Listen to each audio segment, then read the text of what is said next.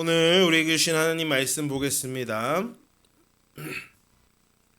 오늘 우리에게 주신 하나님의 말씀은 에베소서 4장 13절에서 15절까지의 말씀입니다.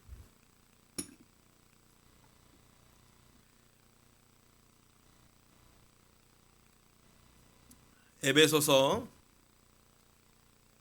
4장 13절로 15절까지의 말씀, 저와 여러분들이 함께 한 목소리로 합독하시겠습니다.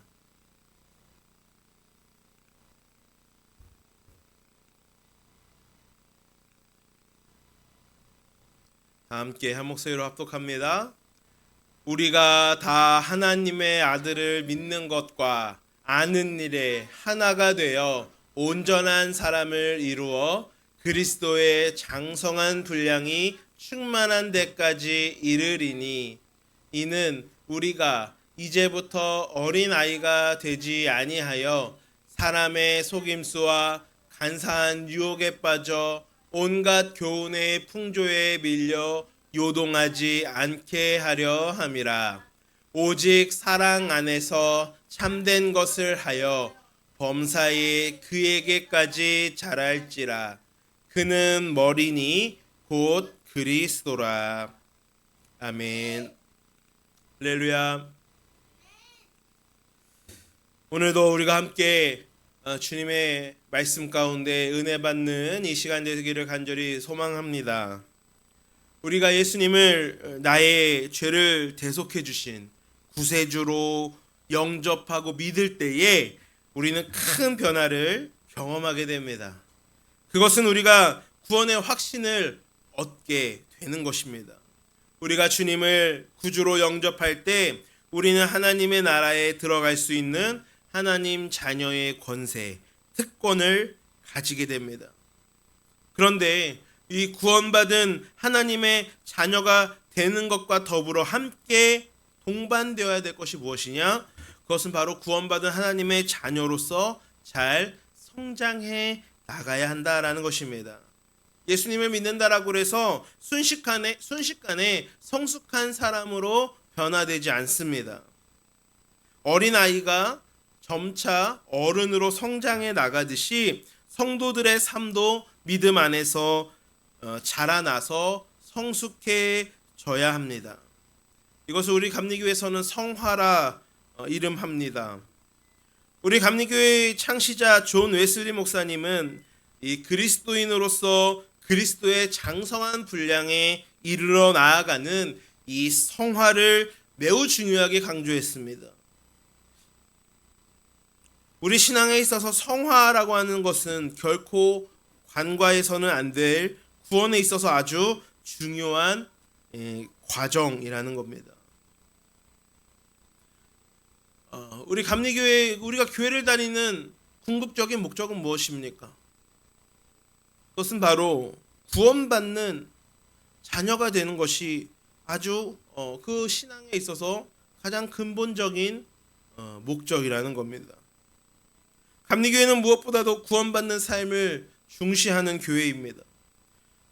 웨슬리는요, 구원의 어떤 단계에 있어서 선행, 은총, 회개, 칭의와 중생, 그리고 점진적인 성화, 결국에는 그리스도인의 완전으로 그렇게 보고 있습니다. 이 모든 과정 자체가 구원이고, 그래서 구원에는 과거적인 측면, 현재적 측면, 그리고 미래적 측면이 다 담겨져 있어요.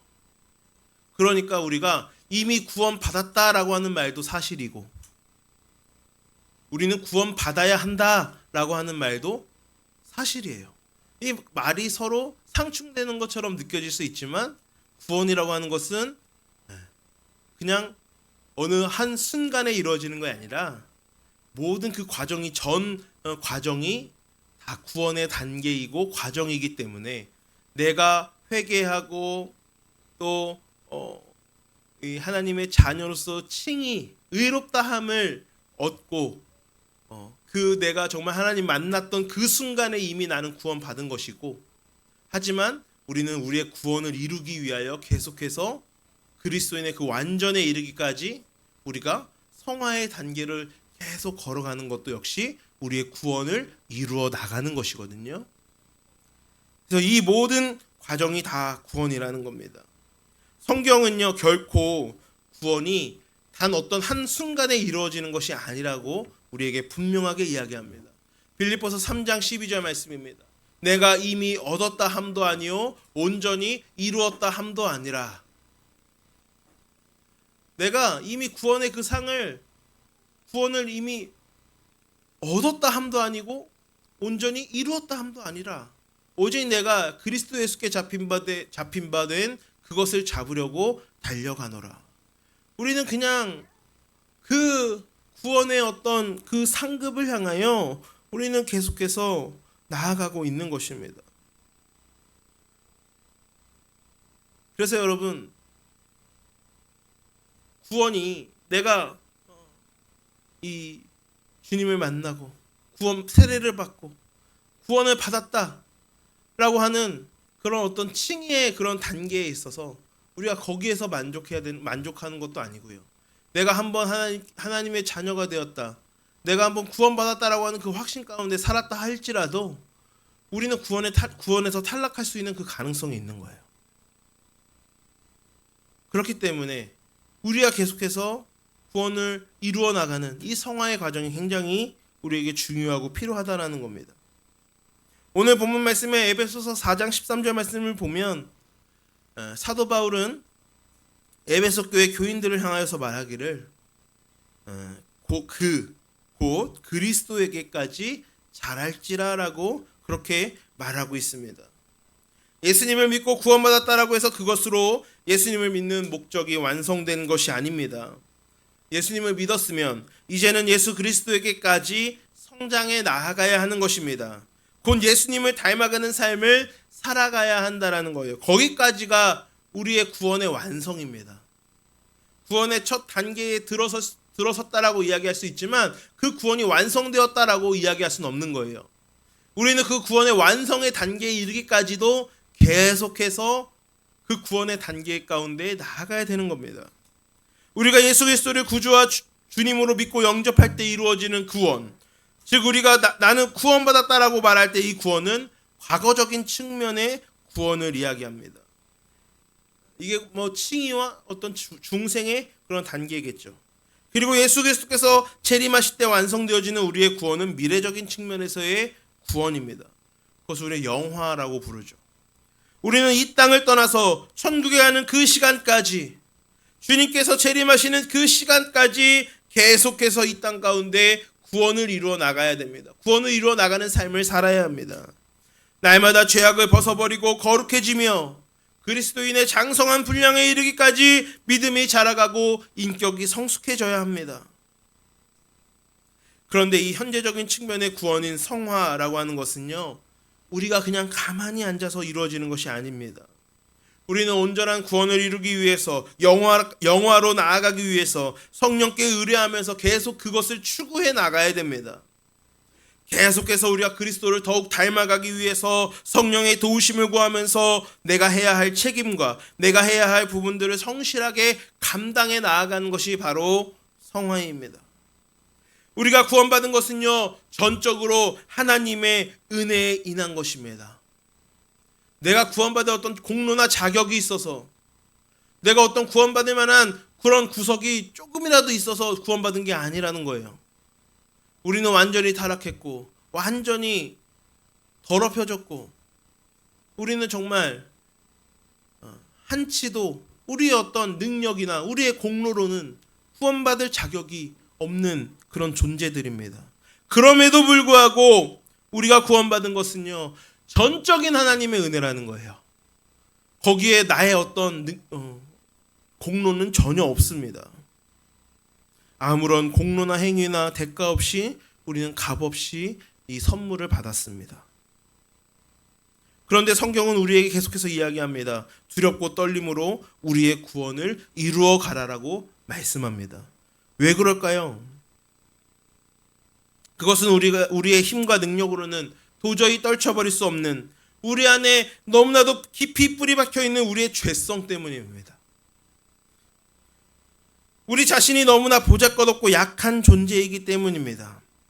그리하여 우리가 항상 두렵고 떠는 마음, 경성하여 깨어있는 마음으로 있지 아니하고 영적인 긴장을 풀고 나태해지기 시작하면 우리는 금방 사탄의 공격 앞에 어이없게 무릎을 꿇게 되는 거예요.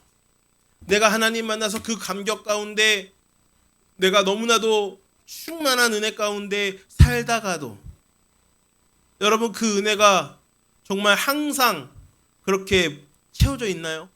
여러분들의 삶 가운데 그 은혜가 한 번도 잃어버리지 않고 항상 그 충만한 상황 가운데 너무나도 거룩하게 그렇게 여러분들의 모든 일생을 살아갈 수 있습니까? 그렇지 않다라는 거예요. 여러분 언젠가 우리가 은혜 받고 너무나도 충만하고 기쁨 가운데 은혜 받고 어떤 수련회나 아니면 뭐 부흥회나 이런 데 가서 은혜 받고 와서 집에 오자마자 집안 꼴을 보니까 와장창 이게 무너지는 거예요.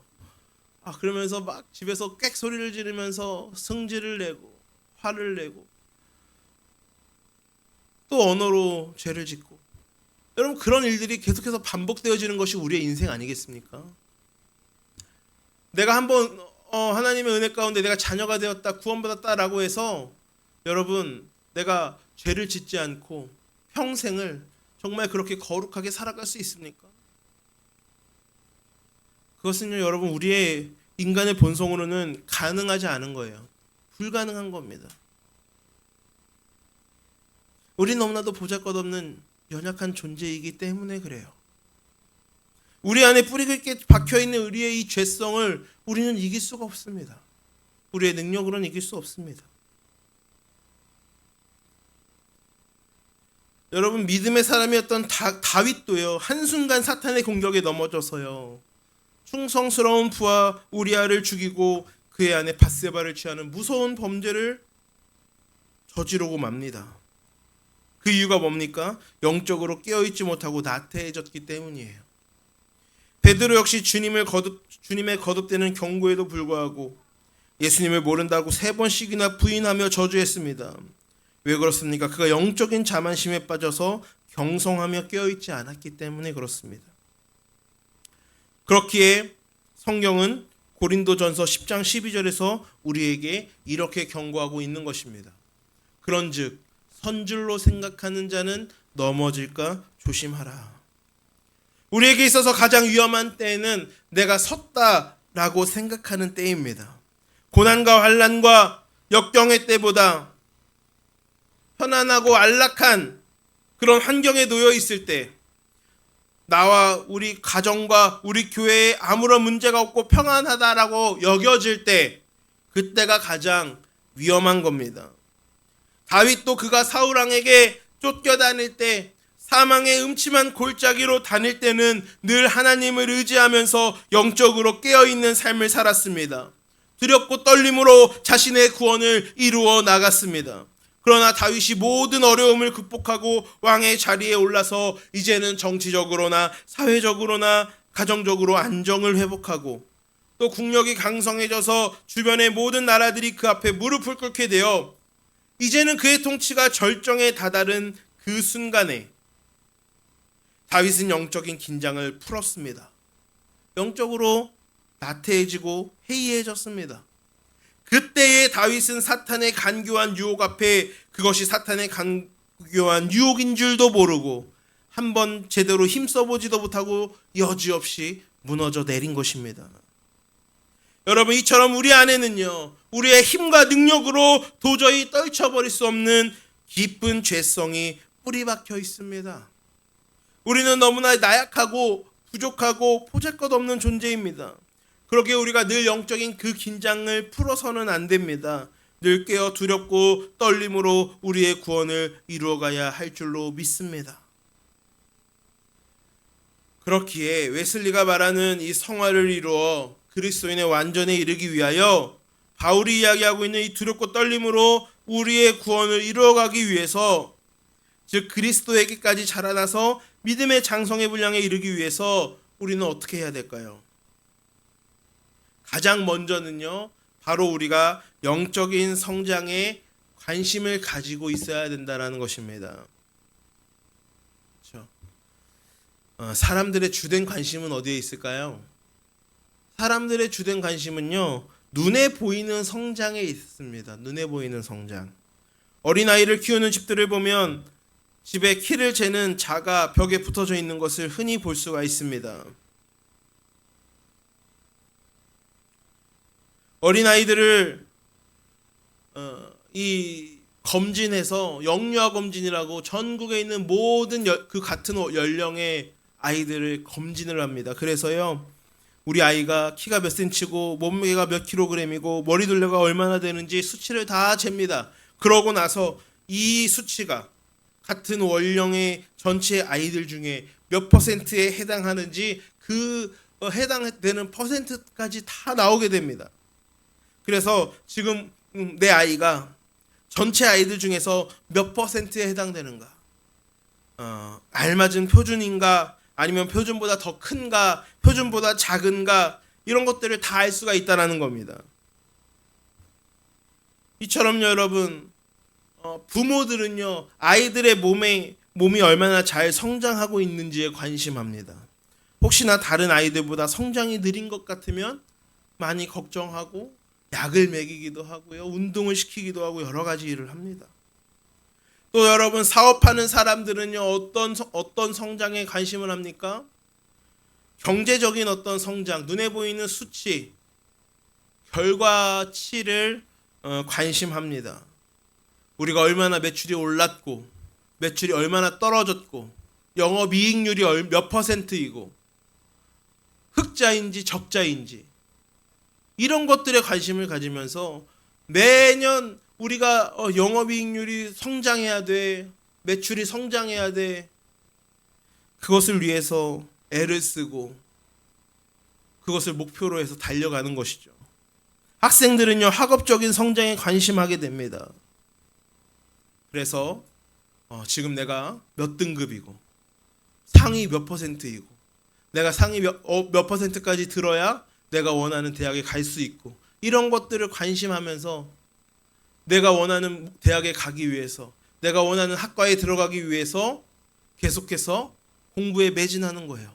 내가 지금 상황이 어느 수준인가, 학업의 성장을 위해서. 왜요? 거기에 관심을 가지고 있기 때문에 그래요. 여러분, 교회도요, 이러한 눈에 보이는 성장의 그 유혹에 빠지기 쉽습니다. 그래서 성도가 몇 명 늘었고, 올해 전도가 몇 명 됐고, 여러분, 이게 물론 우리 교회가 정말 주님의 지상명령 전도라고 하는, 복음 전파라고 하는 이 사명을 위해서 우리가 애쓰고 달려나가야 되는 것도 분명한데요, 우리가 교회의 어떤 성장과 교인의 성장과 어떤 교회의 재산이 늘어나고 이런 것에만 관심하다 보면은요,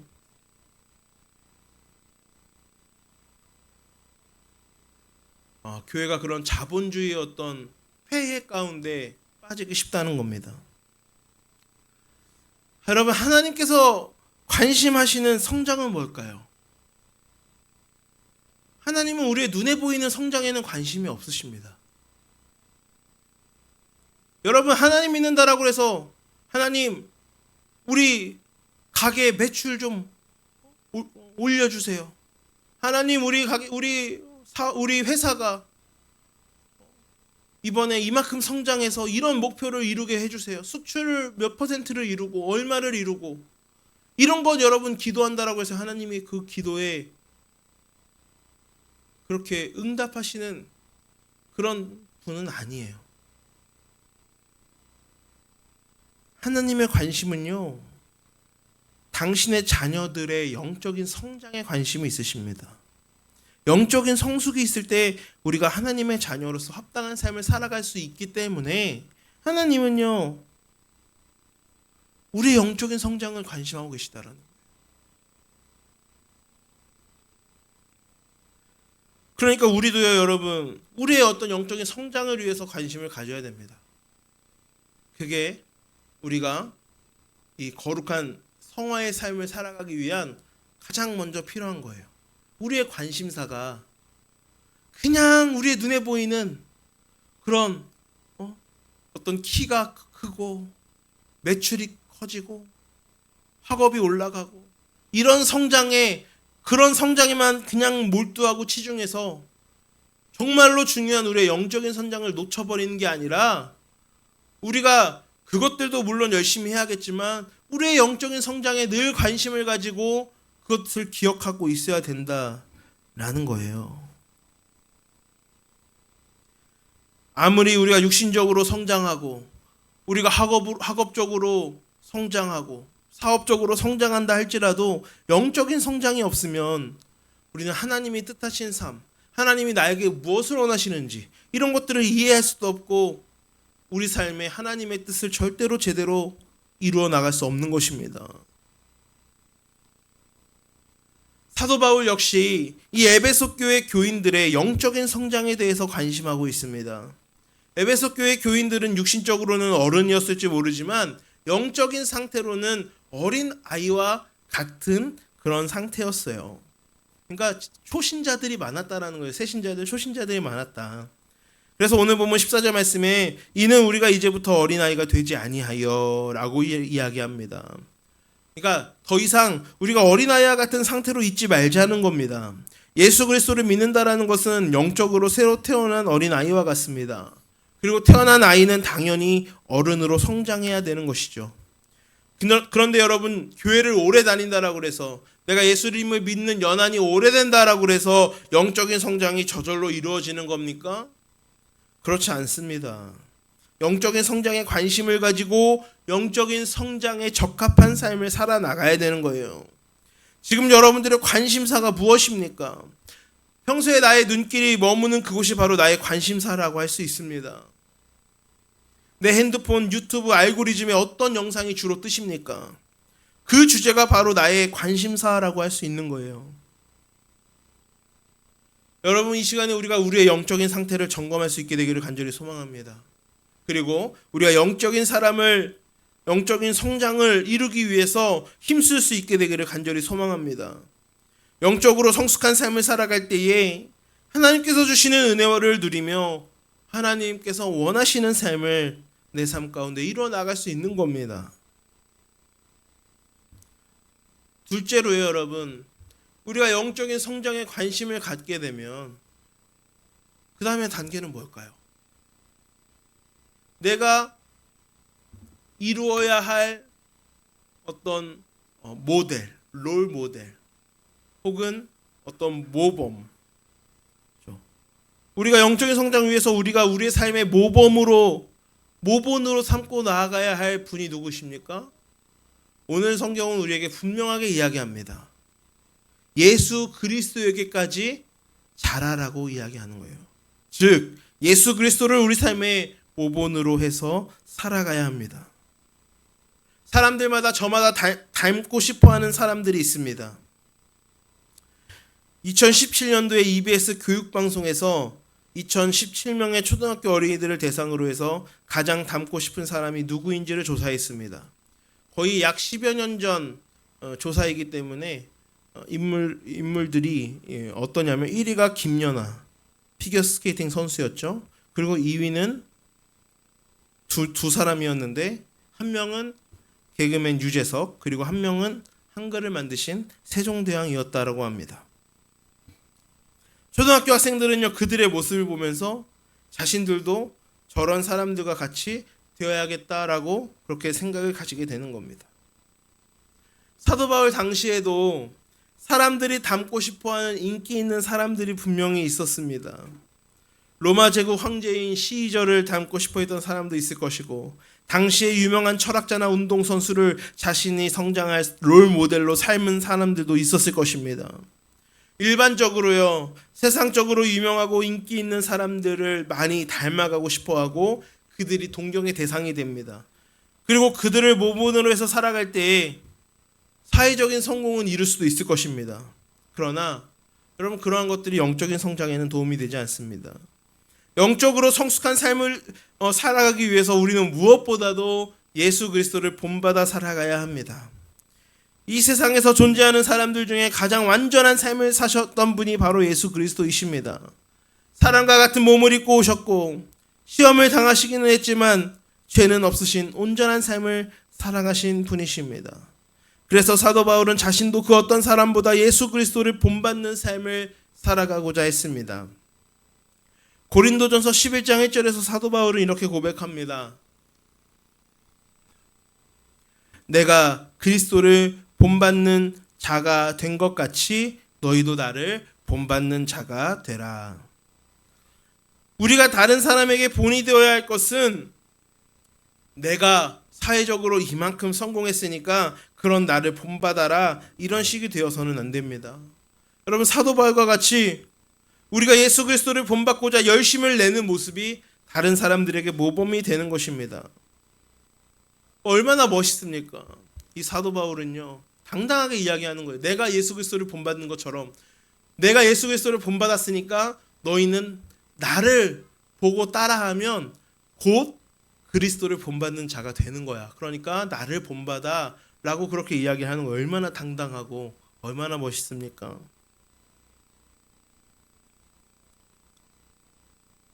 그런 면에서 여러분, 부모가 예수님을 본받기 위해서 힘쓰는 모습이 자녀들에게 좋은 믿음의 본이 됩니다. 교인들 사이에서도 저 장로님, 저 권사님 정말 예수님을 닮은 정말 좋은 분이야 하면서 그분을 따라서 나도 그렇게 살아가야겠다라고 생각할수록 그 공동체는 얼마나 아름다운 신앙의 공동체가 되어갈까요? 우리가 그 어떤 세상에 성공한 사람들을 닮아가기보다 예수 그리스도를 우리의 모본으로 삼고 예수 그리스도를 닮은 삶을 살아갈 때에 우리에게 영적인 성장이 있게 될 줄로 믿습니다. 사도 바울은요, 어떤 상태가 영적으로 어린아이와 같은 상태인지, 또 혹은 예수 그리스도에게까지 자라나는 상태는 어떤 상태인지 14절 15절에서 우리에게 말해주고 있습니다. 먼저 영적으로 성숙한 사람은 어떤 사람인가? 사탄의 속임수와 유혹에 흔들리지 않는 사람입니다. 14절 말씀을 보니까 이는 우리가 이제부터 어린아이가 되지 아니하여 사람의 속임수와 간사한 유혹에 빠져 온갖 교훈의 풍조에 밀려 요동하지 않게 하려 함이라 라고 이야기합니다. 어린아이와 같은 영적으로 미숙한 사람들은요, 사람들의 속임수와 유혹에 휘둘리는 사람들이라는 거예요. 어린아이들을 상대로 속이고 유혹하는 일은요, 어렵지 않습니다. 그래서 여러분, 초등학교에서 선생님이 안전교육할 때 가장 강조하는 것 중에 하나가 뭐예요? 모르는 사람, 낯선 사람은 따라가지 말아라.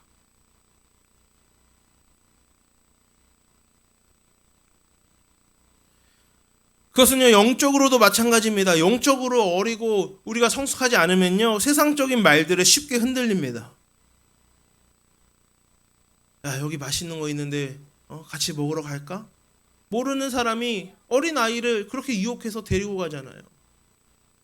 그런 것처럼 영적으로 성숙하지 못한 사람은요, 영적으로 어린아이의 상태에 머물러 있는 사람은요, 이 사람 저 사람 하는 얘기에 막 그냥 휘둘리고 거기 쫓아다니고 그 유혹에 빠진다라는 거예요. 하나님의 말씀보다는 세상적인 사람들의 말에 치중하다가 믿음 생활이 흔들리게 됩니다. 혹은 신천지나 여타 이단들의 속삭임에 넘어가 잘못된 이단 종파에 빠지게 되기도 합니다. 그러면 영적으로 성숙한 사람은 어떤 사람들입니까? 세상의 말이 아니라 하나님의 말씀에 근거하며 살아가는 사람들이 성숙한 사람들입니다. 그럴 때 여러분, 세상적인 거짓과 유혹이 온다 할지라도 이를 잘 분별하고 요동하지 않을 수 있는 겁니다. 그리고 두 번째로, 그리스도에게까지 자라나는 사람은 어떤 사람입니까?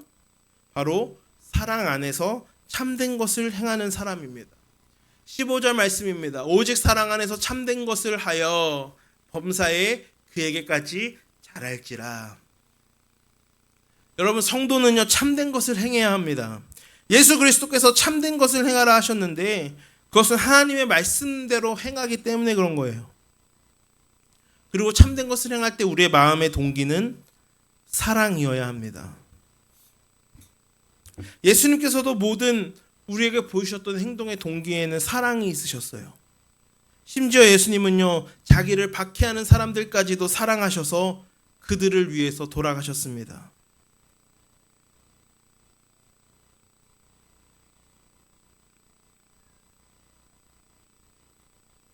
말씀을 정리합니다. 여러분, 이제 우리가 눈에 보이는 성장에만 관심하는 것이 아니라 우리의 영적인 성장을 위해서 관심을 가지기를 바랍니다. 예수 그리스도를 믿는다라는 것은 영적으로 우리가 새로 태어난 사람인 것이고, 태어난 사람에게 필요한 것은 성장하는 일입니다. 그런데 많은 이들이 예수님을 믿으면서도 세상의 눈에 보이는 것에는 관심하면서 영적인 성장에는 무관심한 삶을 살아갑니다. 하나님은 예수님을 믿는 이들이 무엇보다도 영적인 성장에 관심하기를 원하십니다. 그리고 우리가 영적인 성장을 위해서는 다른 어떤 그 무엇보다도 예수님을 우리의 모범으로 삼고 예수 그리스도를 본받는 삶을 살아가야 합니다. 예수님은 우리의 구세주가 되어주셨을 뿐만 아니라 우리의 삶의 모범이 되시는 분입니다. 세상의 속임수와 유혹에도 요동하지 않는 사람이 영적으로 성숙한 사람입니다. 그리고 모든 참된 일을 할 때에 사랑으로 행하는 사람이 바로 성숙한 사람입니다. 간절히 원하기는 우리가 영적으로 큰 성장을 이루어서 우리가 그동안 경험하지 못했던 하나님의 은혜와 사랑을 더욱 충만히 경험하시는 우리 모든 성도님들 되시기를 바랍니다. 그리고 예수님과 같이 하나님의 뜻대로 온전히 살아가셔서 결국에 우리가 그리스도인의 완전에 이르기까지 날마다 성화의 그 노력을 우리가 그치지 않고 우리가 정말 하나님 만나는 그 순간까지 성화의 삶을 살아나가실 수 있는 성령의 도우심을 통하여 우리가 성화의 삶을 살아가시는 우리 모든 동화교회 성도님들 되시기를 주님의 이름으로 간절히 축원합니다. 기도하겠습니다. 사랑의 하나님 아버지, 감사합니다. 우리를 구원하여 주시고 우리를 천국 백성 삼아주신 주님의 은혜에 감사를 드립니다. 하지만 주님, 우리가 이미 주님의 정말 자녀가 되고 이미 우리가 천국 백성이 되었지만 우리가 그대로 안주하는 것이 아니라 정말 우리의 영화에 이르기까지, 그리스도인의 완전에 이르기까지 성화의 삶을 살아가는 영적 성숙으로 나아가는 우리들이 되어지기를 간절히 소망합니다. 예수 그리스도께서 우리에게 보여주셨던 것처럼 세상의 어떠한 유혹과 공격에도 흔들리지 아니하며 또 참된 것을 하되 그 모든 일에 사랑으로 행할 수 있는 참된 성숙으로 나아가게 하여 주옵소서. 그리하여 이 땅 가운데 하나님의 나라를 이루어 나가며 또 그리스도의 빛을 비추어 나가는 우리 모두가 되게 하여 주옵소서. 이 모든 과정이 쉽지 않습니다. 나의 힘으로 할 수 없습니다. 늘 성령께서 내 안에 충만히 역사하셔서 성화의 삶을 이루어 나가는 데 있어서 성령의 힘을 힘입고 나아가는 우리가 되게 하여 주옵소서. 우리 구주 예수 그리스도의 이름으로 간절히 기도드리옵나이다. 아멘.